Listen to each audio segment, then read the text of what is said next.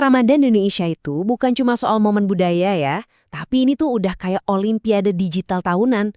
Nah, buat para pebisnis, data dari Google Search ini ibaratnya peta harta karun yang baru aja kita temuin. Yuk, kita ikuti jejaknya bareng-bareng. Dan kita nggak ngomongin peningkatan biasa loh, ini tuh lonjakannya masif, gede banget. Bisa dibilang ini peluang komersil terbesar sepanjang tahun. Jadi paham apa yang orang cari selama bulan suci ini tuh udah bukan pilihan lagi, tapi sebuah keharusan. Oke, pertama-tama kita lihat dulu gambaran besarnya. Seberapa signifikansi sebenarnya lonjakan pencarian selama bulan Ramadan ini? Nah, ini dia agenda kita untuk hari ini. Kita bakal mulai dari melihat seberapa besar lonjakan pencariannya, terus kita bedah perjalanan pelanggan ke dalam 5 fase, kita lihat fase persiapan, serbuan jelang Idul Fitri, upgrade setelah Lebaran, dan terakhir, gimana cara menguasai momen penting ini. Sekarang kita masuk ke inti pembahasannya. Jadi gini, data Google itu nemuin sesuatu yang menarik banget. Ternyata perilaku konsumen selama Ramadan itu ada polanya. Ada 5 fase yang sangat jelas dan bahkan bisa kita prediksi. Ini dia nih, lini masa perjalanan konsumen Ramadan. Mulai dari fase antisipasi 2 minggu sebelum puasa, sampai nanti ada fase apresiasi diri 2 minggu setelah Lebaran. Yuk, kita kupas satu persatu setiap fasenya, biar kita tahu gimana pola pikir dan kebutuhan mereka berubah seiring waktu. Oke, kita mulai dari 2 fase pertama ya, persiapan dan kebutuhan. Disinilah semua momentum dan hype perayaan itu mulai dibangun. Kata kuncinya di sini adalah perencanaan. Di fase pertama ini, orang-orang tuh belum buka dompet, mereka lagi buka pikiran.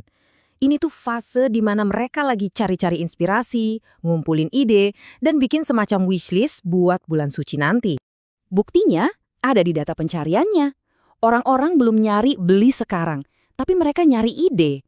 Contohnya, produk kecantikan yang tahan lama, suplemen biar tetap bugar pas puasa, bahkan sampai bumbu-bumbu buat dapur. Semuanya ini nunjukin satu hal, persiapan. Nah, begitu puasa dimulai, klik, saklarnya langsung pindah. Fase cari inspirasi udah selesai, sekarang masuk fase aksi. Fokusnya langsung bergeser ke kebutuhan yang lebih praktis, lebih mendesak buat puasa sehari-hari dan acara buka bersama. Coba deh perhatikan perubahannya.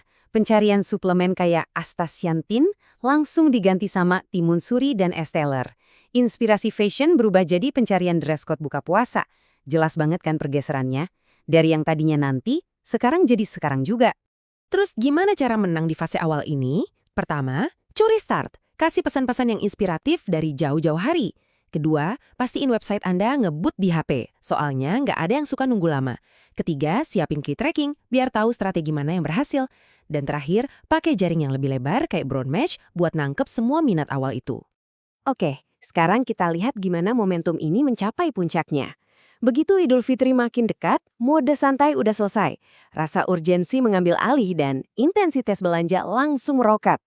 Disinilah energinya paling tinggi. Pola pikir konsumen berubah jadi pokoknya saya butuh ini sekarang juga.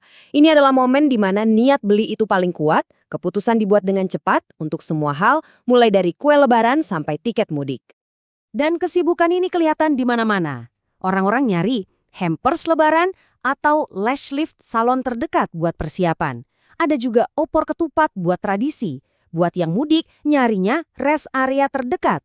Dan tentu saja, begitu THR cair, langsung deh pencarian kayak rekomendasi HP TRR naik daun.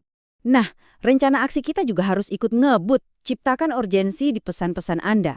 Terus, kasih info guideline pengiriman yang jelas, ini penting banget. Targetkan kata kunci yang niat belinya tinggi, kayak terbaik atau terbaru.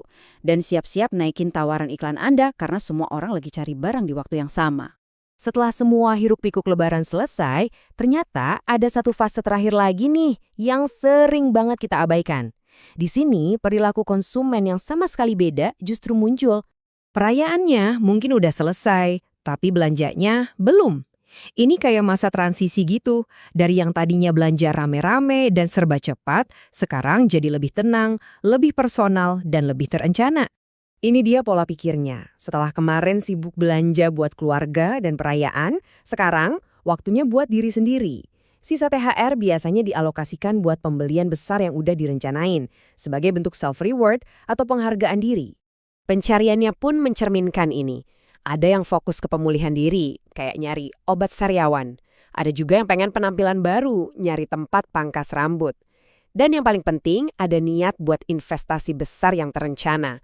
Makanya banyak yang nyari tukar tambah HP. Strategi Anda juga harus beradaptasi dong. Coba pakai pesan yang relevan, kayak waktunya upgrade pakai THR.